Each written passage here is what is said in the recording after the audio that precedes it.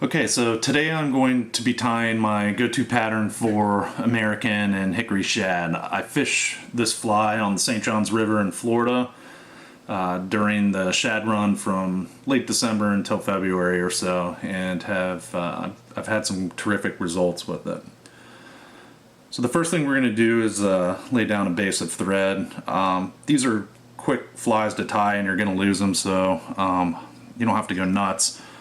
I usually just thread wrap about halfway down the shank, cut our tag. We want to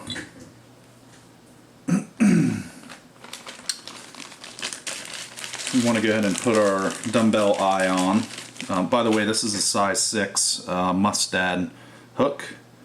6s seem to work very well. I'll tie this pattern in 6s, 8s, and 10s.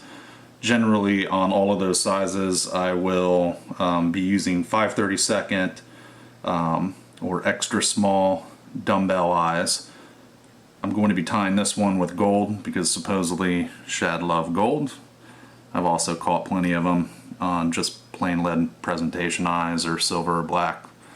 See if it makes any difference this year. So I'm going to go ahead and attach my dumbbell eye.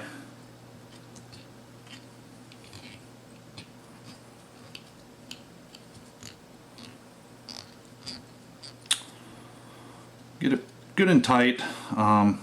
Generally when I'm done with this fly, I will also hit it with a little bit of Sally Hansen's just to keep them durable. Okay, I think that's on there pretty good. Yep. So we're going to take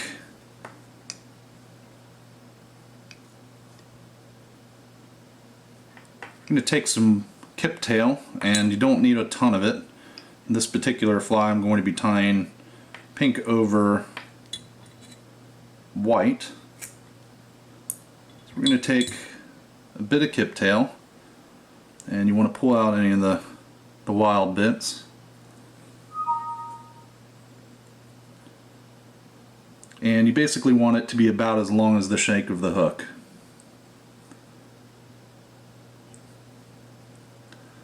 And we're going to tie that on to the top of the hook. Cinch it on there, get it all to stay up top. Get a good tight wrap. Some stragglers down here. Okay. And then just slightly lift the tail as you advance your thread to the rear of the hook. That'll help keep the material on the top of the hook. We're going to extend our thread back to about the barb. That's pretty good. And now what we're going to do is take, I don't know, 2 or 3 strands of pink crystal flash. Doesn't have to be perfect. 2 to 3 strands. And what I like to do is wet it. Makes it easier to work with. Just wet it with your tongue, fold it in half to create a small loop, and then place that loop on top of the hook and have it extend on either side of the hook along the tail. So essentially you're trying to get half the strands on one side of the hook and the other half of the strands on the other. Attach that a couple times and back, a couple in front of that tag end, and then you can take your scissors and just cut the crystal flash, and now you've got 2 or 3 strands on either side of the tail.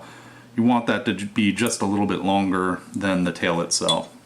Now we've got all the tag end here of the crystal flash. Just hold that up and advance your thread.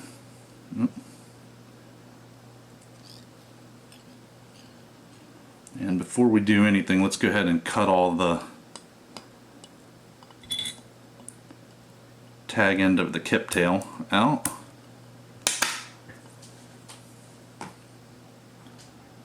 We're going to extend that all the way up to the eye. Extend our thread all the way up to the eye. And then we will do the same with the tag end of the crystal flash. So essentially we're wrapping the flash to create kind of a flashy throat on this fly.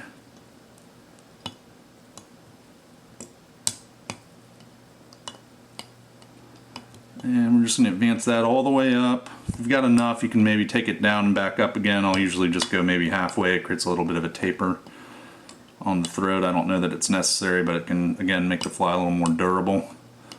So advance that all the way up to the eye. We'll capture that with our thread. I like to do a couple behind and a couple, fold it back and do a couple in front and then trim it.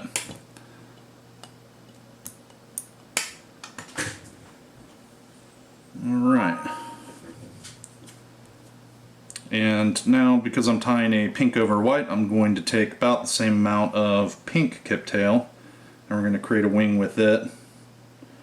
You don't need a ton of material on these flies, you want them to sink quickly. So you just want to give kind of an illusion of a small bait fish or shrimp.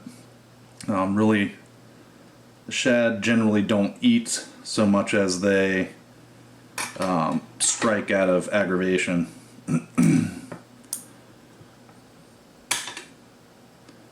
So you want your wing to be as long as the tail, and that looks about right. Any stragglers out. Go ahead and advance my thread up before I do this. Okay. Give it a pinch. I'm going to give this a wrap. It's going to kind of want to fold over to one side. Just give it a couple wraps and then pull that material on top of the hook. Then tighten your thread wraps. Advance forward. I usually advance back one more time all the while I'm lifting the wing.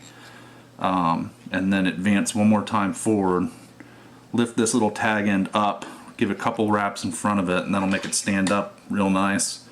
And then I can trim it with my scissors. Get a nice close trim, and then wrap that tag piece and build a nice head. After I get a nice size head, I'm just going to whip finish.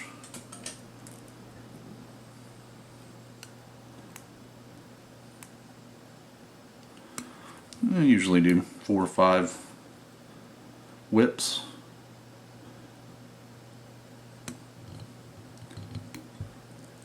And then trim your thread. And there you have it. That's the Kip Tail Clouser. Kind of a modification of the original Clouser Minnow. And kind of scaled down, a little flashier with the flash throat. Geared towards shad. Rides hook point up. So you're going to stay out of the mussel beds or weeds. Really a very successful pattern for shad. It's become my go-to fly. I tie it in pink and white, orange and white, chartreuse and white. Generally any sort of color combination of color over white will work. And then also in solid colors as well. So give it a shot.